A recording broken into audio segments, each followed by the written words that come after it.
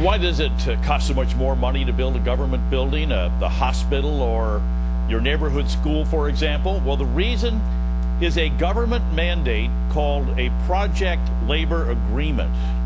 Shorthand is a PLA. Well, are these mandates anti-competitive special interest handouts as political favors, which wind up costing us, the taxpayers?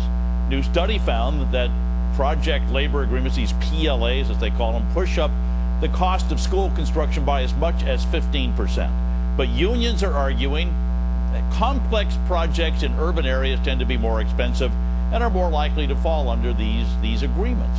Well, who's right? Joining me now, the president of the National University System Institute for Policy Research, Erik Bruvold. First of all, I want to get this idea that a lot of people I don't think are aware of the additional costs. You've been involved in a lot of public policy issues regarding schools, but it also applies to hospitals and other public construction. Why does it cost so much more money to build a school or a hospital than it does to build any other commercial building?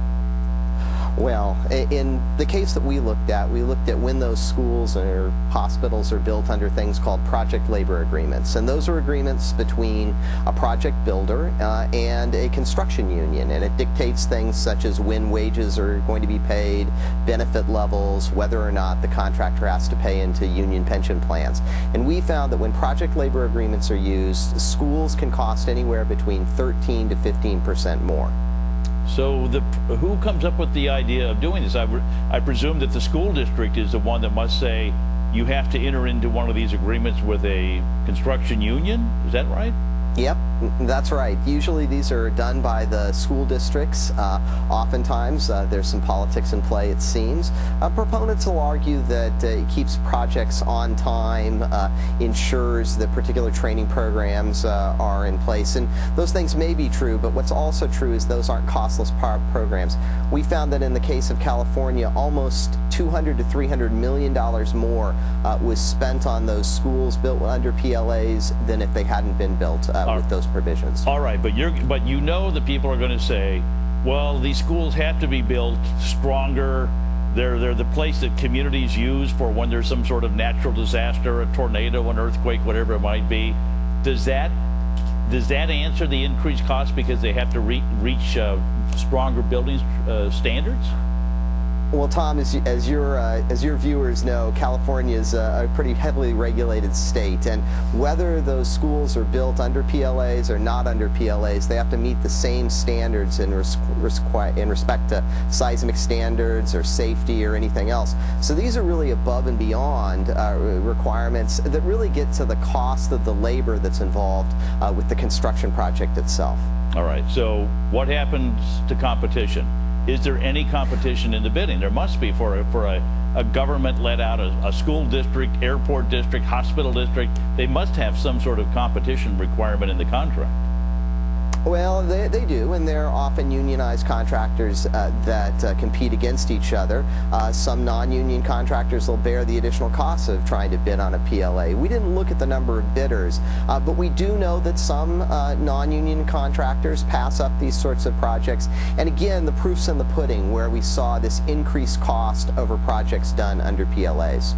So the relationship, I mean, a lot of us, we go to the voting booth, we vote for the president, we vote for the governor, we vote for the big political visibility names, but when we get down to the fire district and the school district, we don't know who these people are. So are they supported by, is this one of those games where the unions support certain people to get on the board of the school so that they can then get the jobs and the contracts to build more schools? I think what we know is that the lower down the ballot an election is, or the office that's being sought, the more influence that special interests often have. And it seems to be that in the case with PLAs that there's a clear relationship between the political activism of construction unions in a particular jurisdiction and their willingness and their openness to putting a PLA in place when they build these construction projects. All right. And it's serious money, Tom.